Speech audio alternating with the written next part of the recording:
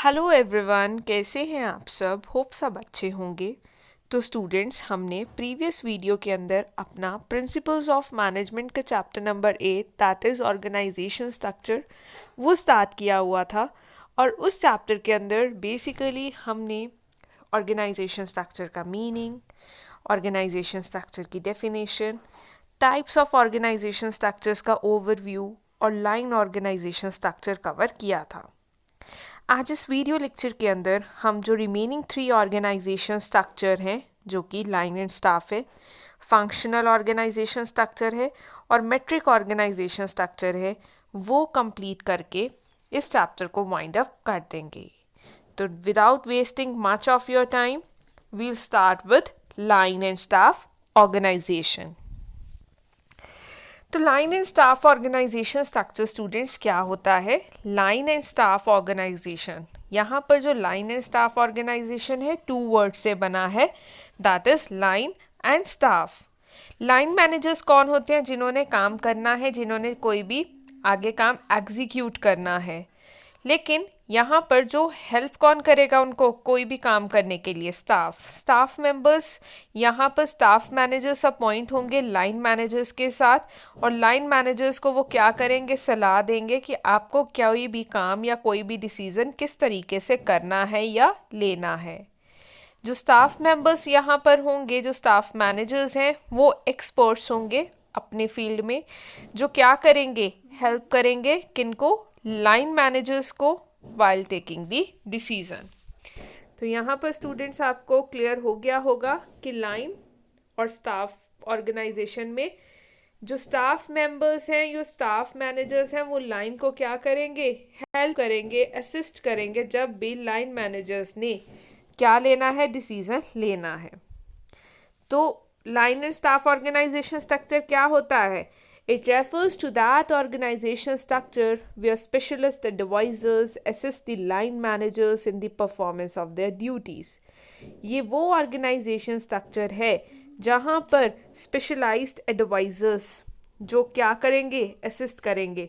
Students, यहाँ पर specialised advisers कौन है? Staff managers. कौन है? स्टाफ मैनेजर्स, जो किनको असिस्ट करेंगे, किनको हेल्प करेंगे? लाइन मैनेजर्स को। किनको करेंगे? लाइन मैनेजर्स को हेल्प करेंगे। किस चीज़ में हेल्प करेंगे? In the performance of their duties. इनकी जब भी इन्होंने अपनी ड्यूटीज़ क्या करनी है? परफॉर्म करनी है, उस ड्यूटी को परफॉर्म करने के लिए ये उनको असिस्ट करेंगे। Clear? Now come to the definition of line and staff organisation. यहाँ पर हम 2 डेफिनेशंस की बात करेंगे। First one is according to Louis A Allen. Louis A Allen के अकॉर्डिंगली जो स्टाफ है, it refers to those elements of the organisation. ये वो 2 एलिमेंट्स है ऑर्गेनाइजेशन के जो क्या प्रोवाइड करते हैं? एडवाइस और सर्विस। किसको? लाइन मैनेजर्स को। स्टाफ मैनेजर्स क्या हैं? ये वो एलिमेंट्स है ऑर्गेनाइजेशन के जो क्या करते हैं? एडवाइस और सर्विस प्रोवाइड करते हैं। किनको? लाइन मैनेजर्स को। अब बात करते हैं न्यूमैन की। According to Newman, staff work is that part of managerial work. जो स्टाफ वर्क है वो कौन सा पार्ट है मैनेजरियल वर्क का? That an executive assigns to someone outside the chain of command. मतलब हमने बाहर से कुछ एक पर्सन्स जो एक्सपर्ट्स हैं उनको अपॉइंट किया गया है, जो फर्दर क्या करेंगे? हेल्प करेंगे लाइन मैनेजर्स को उनको काम को एग्जीक्यूट करने के लिए।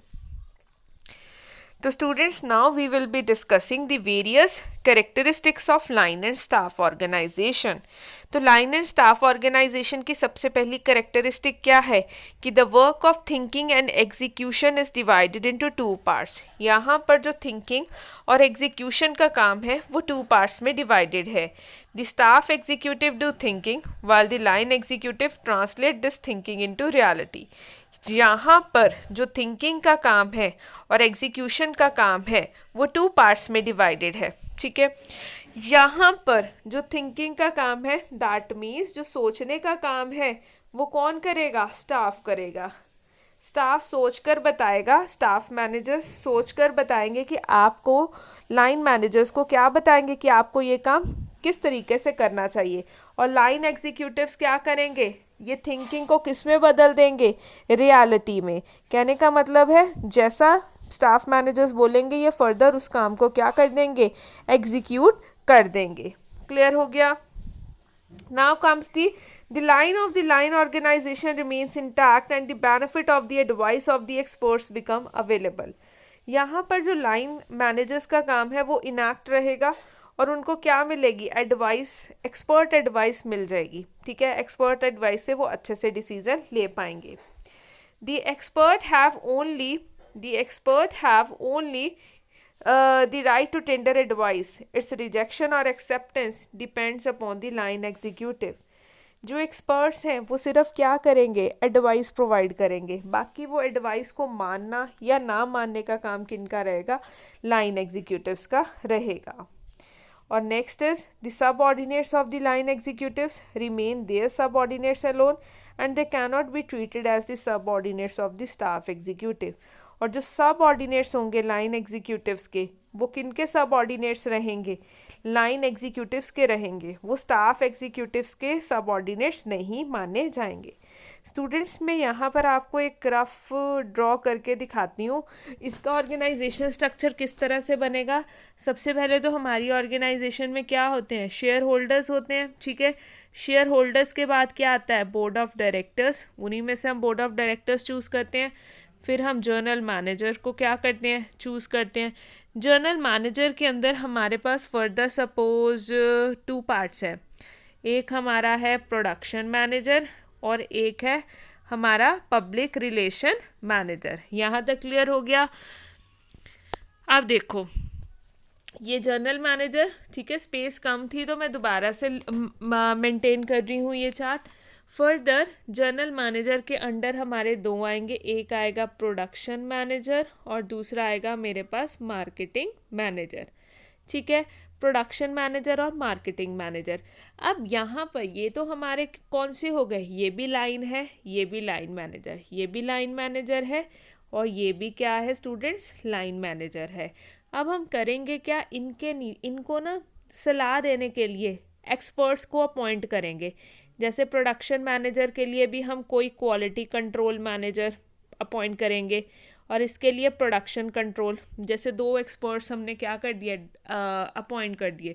इनका काम क्या होगा कि वो ये प्रोडक्शन मैनेजर को क्या देंगे, सलाह देंगे, एडवाइस देंगे।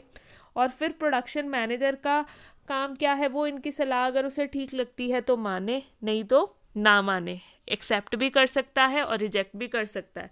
फिर फर्दर अगर उसे सलाह ठीक लगेगी तो वो अपने अकॉर्डिंगली नीचे सुपरिटेंडेंट उसके नीचे होगा, फिर फोरमैन्स होंगे, फोरमैन्स के नीचे क्या होंगे, वर्कर्स होंगे, उनको इस तरीके से वो क्या कर सकता है, कमांड दे सकता है। क्लियर हो गया? और इसी तरह से अगर मैं बात करूं, हमारे पास इधर था मार्केटिंग मैनेजर, ये लाइन मैनेजर है, इसके लिए भी हम क्या कर सकते हैं, स्टाफ मैनेजर अपॉइंट कर सकते हैं। स्टाफ मैनेजर्स कैसे हो गए, जैसे एडवर्टाइजिंग ऑफिसर अपॉइंट कर लिया और साथ में सेल्स ऑफिसर क्या कर दिया, अपॉइंट कर दिया। ये क्या करेंगे, इस मार्केटिंग मैनेजर को क्या करेंगे, सलाह देंगे। फिर मार्केटिंग मैनेजर इनकी सलाह ठीक लगी तो मानेगा, फर्दर फिर वो इंस्ट्रक्शन देगा, उसके नीचे जो सुपरिटेंडेंट होगा, उसके नीचे जो भी सेल्समैन होंगे या फोरमैन्स वगैरह होंगे, उनको क्या करेगा, वो सलाह देगा। क्लियर हो गया? उसके बाद है कि the principle of the unity of commands remain implemented. इसमें जो प्रिंसिपल है यूनिटी ऑफ कमांड का वो क्या रहेगा, इम्प्लीमेंट रहेगा, क्योंकि जो ऑर्डर्स हैं वो कहाँ से रिसीव होंगे, सिर्फ सिंगल ऑफिसर से रिसीव। अब यहाँ पर प्रिंसिपल ऑफ कमांड का प्रिंसिपल भी एग्जिस्ट रहेगा, क्योंकि जो पर्सन्स हैं, मैं दोबारा से आपको फिर से ड्रॉ करके बताती हूँ। जैसे यहाँ पर था प्रोडक्शन मैनेजर था ना, ये तो लाइन हो गया, इसको किसने वो दी होगी कमांड, क्वालिटी कंट्रोल ने, मतलब कि सलाह दी होगी क्वालिटी कंट्रोल ने और प्रोडक्शन कंट्रोल ने, जो ये स्टाफ मैनेजर्स थे। ठीक है, फर्दर इंस्ट्रक्शंस जो इसके अंडर जो सुपरिटेंडेंट है, फर्दर इसके अंडर फोरमैन है, फर्दर इनके अंडर वर्कर्स हैं, इनको सलाह कौन देगा, इनका जो इमीडिएट सुपीरियर है, ना कि ये। इनका काम सिर्फ क्या है, सलाह देने का, ये इंस्ट्रक्शंस नहीं देंगे। इंस्ट्रक्शंस कौन देगा, लाइन मैनेजर ही देगा। इसी वजह से बोला गया है कि the principle of unity of command is implemented. ये क्या रहेगा, इम्प्लीमेंटेड रहेगा। नेक्स्ट कम्स जो मैं मूवमेंट है अथॉरिटी का, वो कैसे रहेगा, from top to bottom. Authority कैसे मूव करेगी, ऐसे टॉप से बॉटम।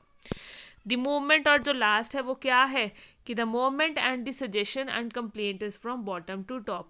और जो मूवमेंट है किनका, सजेशंस का और कंप्लेंट का, वो कैसे रहेगा, बॉटम टू टॉप। वो कैसे रहेगा, बॉटम टू टॉप।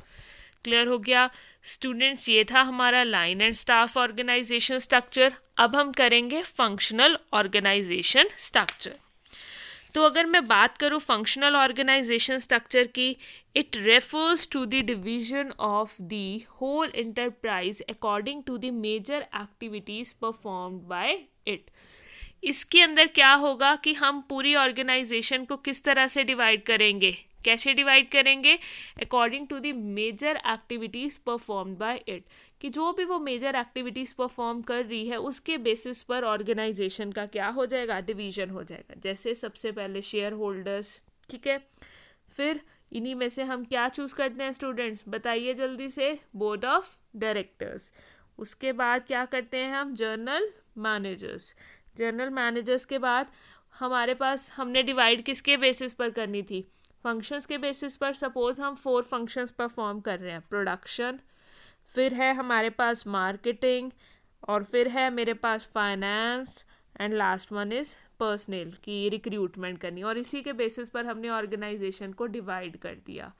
उसी के बेसिस पर डिपार्टमेंटलाइजेशन हो गया, फिर बन गया production department, marketing department, finance department, और लास्ट हमारे पास क्या था, पर्सनल डिपार्टमेंट। इस तरह से हमने क्या कर दिया, डिवाइड कर दिया। क्लियर हो गया। तो ये था मेजर फंक्शंस। फर्दर हम और डिवाइड कर सकते हैं, जैसे मार्केटिंग के अंदर भी हमारे पास बहुत सारे फंक्शंस होते हैं, तो हम इसके बेसिस पर भी डिवाइड कर सकते हैं। हमारा बन सकता है सेल्स, ठीक है, उसके बाद एडवर्टाइजिंग का, और जो लास्ट है वो कौन सा हो गया हमारे पास, मार्केटिंग रिसर्च डिपार्टमेंट। क्लियर हो गया। तो इस तरह से हम क्या कर सकते हैं, अपनी ऑर्गेनाइजेशन को डिवाइड कर सकते हैं। तो फंक्शन ऑर्गेनाइजेशन के अंदर क्या होता है, फंक्शंस के बेसिस पर ऑर्गेनाइजेशन को डिवाइड किया जाता है। ये एक सिंपलेस्ट और most prevalent form of organisation structure है।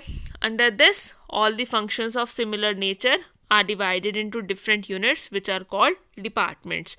और इसके अंदर जो सिमिलर नेचर के फंक्शंस होते हैं इनको डिफरेंट यूनिट्स में डिवाइड कर दिया जाता है, जिसको हम क्या बोलते हैं, डिपार्टमेंट्स बोलते हैं। क्लियर हो गया। Now comes the advantages of functional organisation. सबसे पहली जो इसकी एडवांटेज है वो है बेनिफिट्स ऑफ स्पेशलाइजेशन। अब इसके अंदर जो होल कंपनी है उसको हम किस तरह से डिवाइड कर देते हैं, डिपार्टमेंट्स के बेसिस पर डिवाइड कर देते हैं, on the basis of major activities to be performed. जो भी मेजर एक्टिविटीज़ परफॉर्म करनी है उसके बेसिस पर हम ऑर्गेनाइजेशन को डिवाइड कर देते हैं। Each department is headed by an expert manager, और हर डिपार्टमेंट का हेड कौन होता है, एक एक्सपर्ट मैनेजर होता है, ठीक है। This results in more and better work being accomplished. और इसके साथ ही क्या हो जाता है कि कोई भी काम कम समय में लेकिन बेहतर तरीके से क्या होता है, परफॉर्म होता है, जिससे जो बेनिफिट ऑफ स्पेशलाइजेशन है वो क्या हो जाता है, आपको अवेलेबल हो जाता है। Next comes the coordination is establish. इसके अंदर क्या होता है, कोऑर्डिनेशन भी इस्टेब्लिश होती है। कैसे, जितने भी पर्सन्स हैं जो भी वर्क कर रहे हैं within the department are specialist of their respective jobs. जो भी पर्सन्स हैं, क्योंकि हमने स्पेशलाइजेशन के बेसिस पर ही ऑर्गेनाइजेशन को डिवाइड किया ना, फंक्शंस के बेसिस पर। अब प्रोडक्शन वाले डिपार्टमेंट के अंदर प्रोडक्शन के जितने भी स्पेशलिस्ट होंगे वो सभी काम कर रहे होंगे, और वो सभी को अपना काम करने में महारत हासिल होगी, स्पेशलाइज्ड होंगे, जिसकी वजह से ईजिली कोऑर्डिनेशन इस्टेब्लिश हो जाएगा। Next comes the managerial efficiencies increased. फिर क्या है कि फंक्शनल ऑर्गेनाइजेशन की वजह से मैनेजरियल एफिशिएंसी इंक्रीज होती है। वो कैसे, क्योंकि इसके अंदर हर काम को बार बार किया जाता है। अब प्रोडक्शन वाले प्रोडक्शन का ही काम करेंगे, फाइनेंस वाले बार बार फाइनेंस के रिलेटेड काम करेंगे, मार्केटिंग वाले मार्केटिंग का काम बार बार करेंगे, जिसकी वजह से वो स्पेशलाइज्ड हो जाते हैं। जब स्पेशलाइजेशन आ जाती है तो वो हर काम को कैसे करेंगे, एफिशिएंसी के साथ करेंगे। Minimum duplication of efforts. Next जो एडवांटेज है इस ऑर्गेनाइजेशन स्ट्रक्चर की, वो क्या है कि इसके अंदर मिनिमम डुप्लीकेशन ऑफ एफर्ट्स होता है। वो कैसे? In this type of organisation जो अननेसेसरी डुप्लीकेशन है एफर्ट्स की वो एलिमिनेट होती है। फॉर एग्जाम्पल, जो फंक्शन ऑफ फाइनेंस है वो कौन कैरी करता है? सिर्फ फाइनेंस डिपार्टमेंट। तो हमें एक या एक से ज़्यादा डिपार्टमेंट्स को कैरी करने की रिक्वायरमेंट नहीं होती। कहने का यहाँ पर क्या मतलब है, अगर मैं आपको सिंपल लैंग्वेज में बात करूँ तो हमारे पास डिफरेंट फंक्शंस होते हैं। अब प्रोडक्शन का काम प्रोडक्शन वाले करेंगे, प्रोडक्शन का काम फाइनेंस या मार्केटिंग वाले नहीं करेंगे, जिसकी वजह से एक ही काम को एक ही जगह पर किया जाएगा और जो डुप्लीकेशन के चांसेस हैं वो मिनिमम हो जाते हैं। सेकेंड लास्ट जो इसकी एडवांटेज है that is training is facilitated. इसके अंदर जो ट्रेनिंग है वो क्या होती है? फैसिलिटेटेड होती है, क्योंकि जो यहाँ पर क्योंकि जो फोकस होता है वो सिर्फ लिमिटेड रेंज ऑफ स्किल्स पे होता है। जैसे एम्प्लॉयज़ हैं, कहने का मतलब है अब यहाँ पर जैसे प्रोडक्शन डिपार्टमेंट की ही बात कर लो, प्रोडक्शन डिपार्टमेंट के अंदर प्रोडक्शन के रिलेटेड स्पेशलिस्ट होंगे। अगर कंपनी वाले कोई ट्रेनिंग प्रोग्राम स्टार्ट भी करते हैं तो वो उन स्पेशलिस्ट पर्सन्स को उसी पर्टिकुलर एरिया के अंदर ही स्पेशलाइजेशन अचीव करने के लिए बोलेंगे। जैसे अगर प्रोडक्शन डिपार्टमेंट के अंदर प्रोडक्शन ट्रेनिंग प्रोग्राम चलाते हैं तो वो जितने भी मेंबर्स हैं उनको प्रोडक्शन के रिलेटेड ही ट्रेनिंग देंगे, फाइनेंस के रिलेटेड ट्रेनिंग नहीं देंगे। तो इससे क्या होगा कि ट्रेनिंग इजीली क्या हो जाएगी? फैसिलिटेट हो जाएगी। नेक्स्ट और जो लास्ट है that is equal weightage to all the functions. इसके अंदर सभी फंक्शंस को क्या दी जाती है? इक्वल वेटेज दी जाती है। क्लियर हो गया? अगर किसी चीज़ के प्रॉज होते हैं उसके कॉन्स भी हैं। Similar is the case with functional organisation. अब हम फंक्शनल ऑर्गेनाइजेशन के कुछ एक डिसएडवांटेजेस पढ़ेंगे। अब वो क्या क्या डिसएडवांटेजेस हैं तो चलिए करते हैं स्टार्ट। सबसे पहले है ignorance of organisational objective. Organisational objectives की इग्नोरेंस होती है। कैसे? हर डिपार्टमेंटल हेड कैसे काम करता है? According to his sweet will, अपने हिसाब से काम किया जाता है। उन्हें ये होता है कि हम अपने डिपार्टमेंट के जो प्रिंसिपल्स हैं, डिपार्टमेंट के जो गोल्स हैं उनको अचीव करें, भाड़ में जाए ऑर्गेनाइजेशनल के ऑब्जेक्टिव। तो ऑर्गेनाइजेशनल के ऑब्जेक्टिव्स को इतनी इंपॉर्टेंस नहीं दी जाती जितना वो अपने डिपार्टमेंटल लेवल को देते हैं। Next is difficulty in interdepartmental coordination. All the departmental heads, no doubt they may work as per their own wish.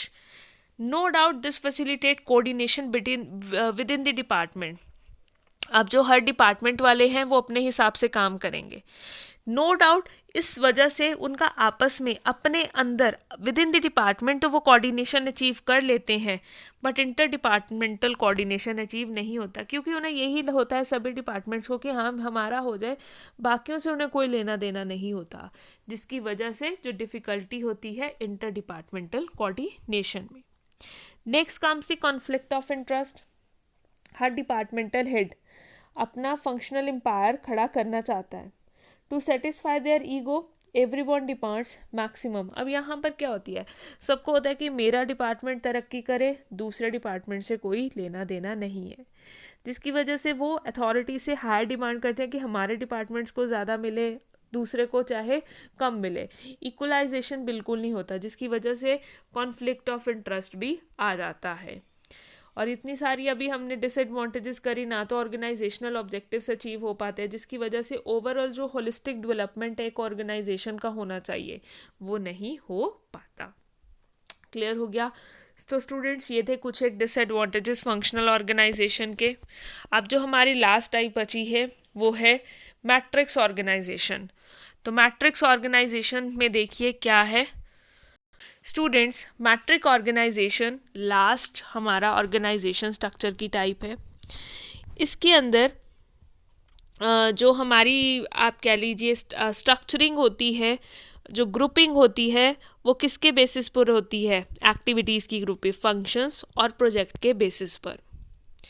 सबसे पहले तो स्टूडेंट्स मैं आपको इसका ऑर्गेनाइजेशन स्ट्रक्चर का एक ब्रीफ अप सा दे देती हूँ क्या होता है।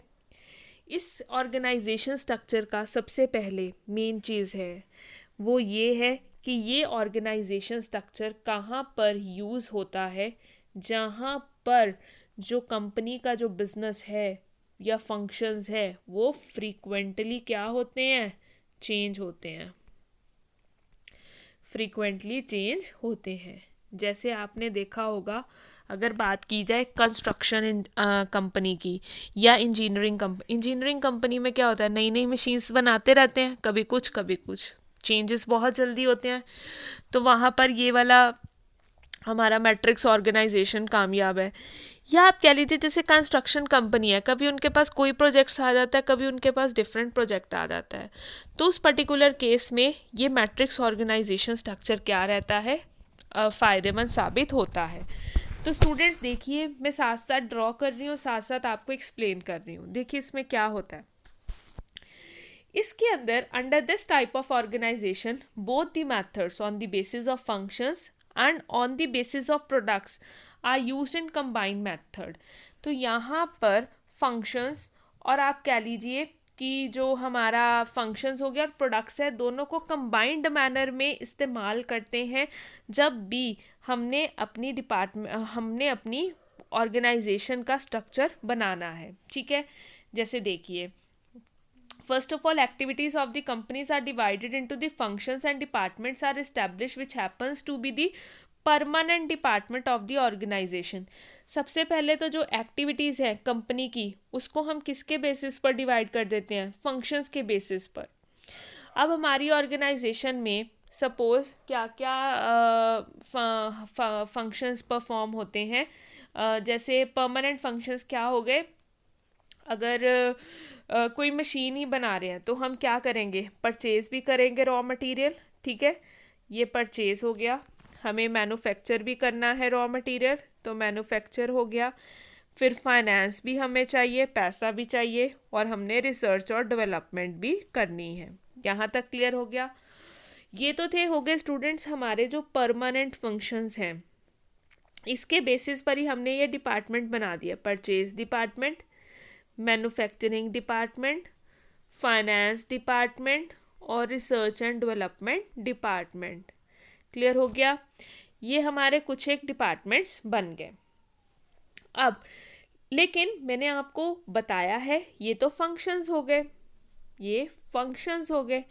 हमने इसमें प्रोडक्ट्स को भी इस्तेमाल करना है, प्रोडक्ट्स भी कंबाइंड मैनर में ही क्या होंगे, इस्तेमाल होंगे।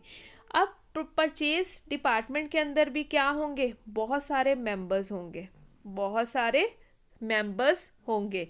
मैन्युफैक्चरिंग में भी बहुत सारे मेंबर्स होंगे, जो स्पेशलिस्ट पर्सन्स या ऑफिसर्स आप कह रहे, इधर भी सेम होगा, इधर भी same.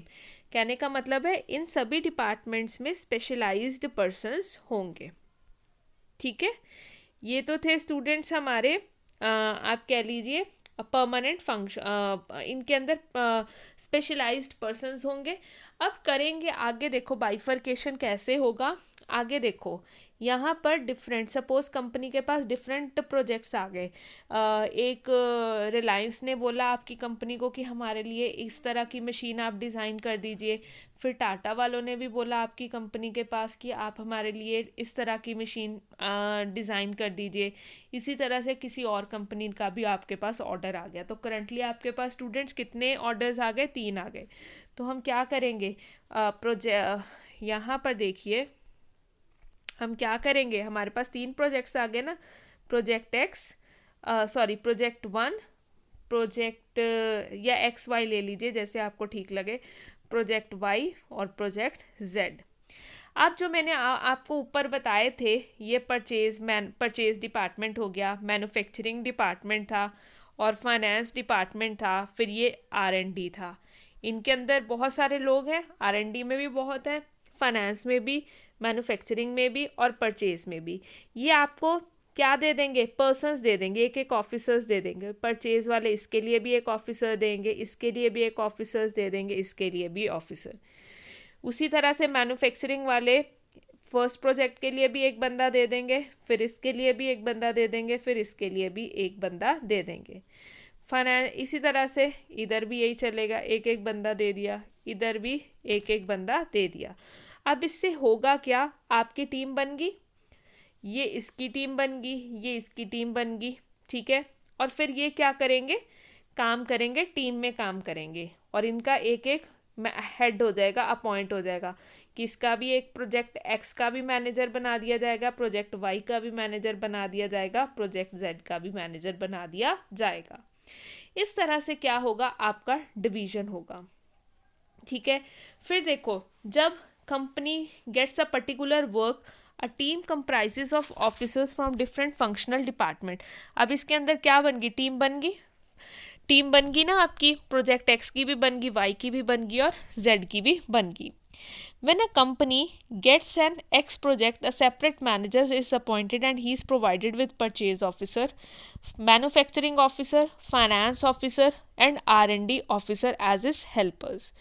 The manager concerned is responsible for the whole project. और देखिए, जो ये वाला मैनेजर होगा ना, जो प्रोजेक्ट मैनेजर है, ये अपने अपने प्रोजेक्ट के लिए क्या होगा, रिस्पॉन्सिबल होगा। ठीक है, और इसके पीछे क्या है, ये इसकी सारी टीम है प्रोजेक्ट एक्स की, ये प्रोजेक्ट वाई की टीम है और ये प्रोजेक्ट जेड की टीम है। ठीक है, तो मैनेजर कंसर्न्ड सारा रिस्पॉन्सिबल होगा। सिमिलरली जो वर्क है वाई और जेड प्रोजेक्ट का, वो भी इसी तरह से चलता रहेगा। The authority of the project manager over the members of his team is temporary as has been. और जो ये वाली इनकी जो रिस्पॉन्सिबिलिटी है वो भी क्या होगी, टेम्परेरी होगी, क्योंकि एज सुन एज ये हम प्रोजेक्ट अपना कंप्लीट कर देंगे तो ये पूरी की पूरी टीम क्या हो जाएगी, वैनिश हो जाएगी, ख़त्म हो जाएगी। क्लियर हो गया। इस तरह का जो ऑर्गेनाइजेशन स्ट्रक्चर होता है वो कौन होता है, कौन सा स्ट्रक्चर होता है, हमारा मैट्रिक्स ऑर्गेनाइजेशन स्ट्रक्चर। अब स्टूडेंट्स इसके कुछ एक मेरिट्स हैं वो हम करते हैं। हमारे पास है प्लेंटी ऑफ स्पेशलिस्ट, हमें बहुत सारे स्पेशलिस्ट क्या हो जाते हैं, इसमें मिल जाते हैं, क्योंकि परचेज़ वालों के पास अपने होते हैं। मार्केटिंग वो क्या कर देते हैं, जैसे ही हमारे पास कोई प्रोजेक्ट आता है हमारी रिक्वायरमेंट के अकॉर्डिंगली हमें क्या प्रोवाइड कर दिए जाते हैं, स्पेशलिस्ट प्रोवाइड कर दिए जाते हैं। Next comes the flexibility. अब इसमें फ्लेक्सिबिलिटी बहुत ज़्यादा होती है, क्योंकि कंपनी के जो फंक्शंस हैं वो बहुत जल्दी चेंज हो जाते हैं और चेंजेस के अकॉर्डिंगली ही वो क्या कर लेते हैं, नई टीम फॉर्म कर लेते हैं। पॉसिबिलिटी ऑफ एक्सपेंशन, क्योंकि फ्लेक्सिबिलिटी है तो एक्सपेंशन के चांसेस भी क्या है, इसमें ज़्यादा है। और इकोनॉमी इन कॉस्ट, क्योंकि यहाँ पर जो ह्यूमन रिसोर्स है उसका बेस्ट यूटिलाइजेशन किया जाता है, जिसकी वजह से जो कंपनी की कॉस्ट है वो भी क्या होती है, इकोनॉमिकल ही आती है।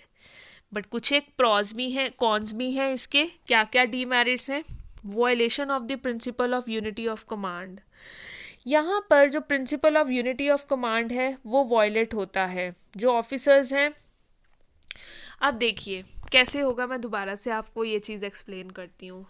प्रिंसिपल यूनिटी ऑफ कमांड का क्या मतलब होता है, एट ए टाइम आपको एक बंदे से इंस्ट्रक्शंस मिल रही है। यहाँ पर देखिए ये है प्रोजेक्ट एक्स, ये है जो उनके परचेज मैनेजर हो गया, परचेज मैनेजर, ये हो गया मैन्युफैक्चरिंग मैनेजर, फाइनेंस मैनेजर और रिसर्च एंड डेवलपमेंट मैनेजर। इन्होंने क्या किया था, टीम बना, एक एक ऑफिसर्स दिया था, इसको भी एक ऑफिसर दिया था, इसको भी एक ऑफिसर दिया था, इसको भी एक ऑफिसर दिया था और इसको भी एक ऑफिसर दे दिया था।